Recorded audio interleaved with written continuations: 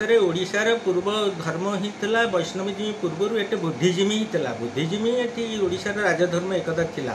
कारण हुएनसा एठी ही आसिक पहुँची यही उपकूल चित्रोत्पला चेलीतोला कूल ही आसी तेणु एठी जो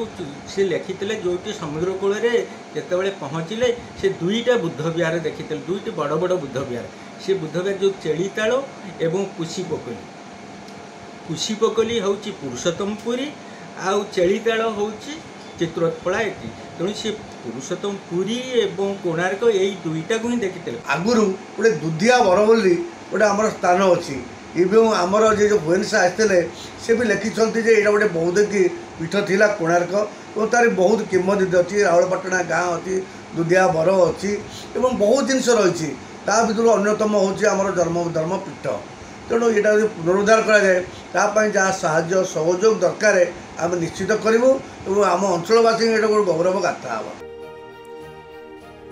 धर्म प्रचारक मानक आगमन एठारे बसति स्थापना सबुर मूक साक्षी एठारे खनन होइथिबा इटाघर प्राय 2 ରୁ 3 एकर परिसीमा व्यापी रहिथिबा एक विशालकाय पुष्करणी ग्रामवासी द्वारा उद्धार होइथिबा लुहा सिंकुली रे बंधा होई पड़िथिबा विशाल एक बौद्ध मूर्ति स्पष्ट प्रमाण करे यह बौद्ध धर्मर प्रतीक बोली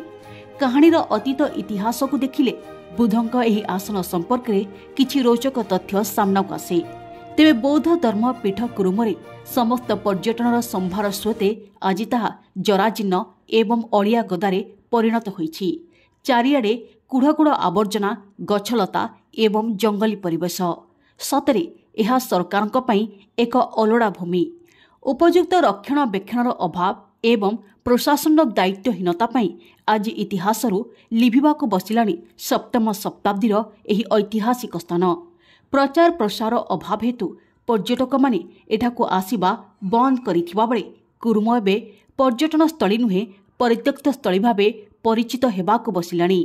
ग्रामवासींक निजस्व प्रचेष्टारे कुरुम जीवित रहिथिबा बेले एठाकू सरकारी दृष्टि न पड़िबा दुःखदायक बोली ग्रामवासी कहिसंती। अतीतरे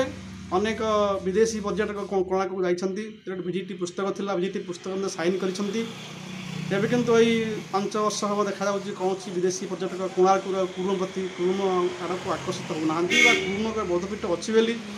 पर्यटन विभाग में बोधुए ताहा नहीं कहले चले जो पर्यटक आगे कुरुम को जाऊना सरकार उदासीनता एभली अवस्था अच्छी जे कुरुम एक अवहेलित अवस्था पड़ रही कुरुम प्रति दृष्टि दि जाऊना आम चाहूँ कुरुम टिके उत्तम पर्यटन क्षेत्र भाव में परिगणित हो अतीतर पुरातन कीर्ति बौद्ध राजी सरकार एभली भाव टिके आकर्षण करंतु सेठी अनेक संख्यार पर्यटक पहुंचतु। पर्यटकों पाई पार्किंग सुविधा शौचालय आलोकीकरण कौनसी सुविधा नथिबारु स्थानीय बुद्धिजीवी माने असंतोष व्यक्त करिसंती हेले सबु अभियोग परे भी केबे हेबो एहार विकास ताहा केवल समय कहिबो। Bureau report cover Odisha.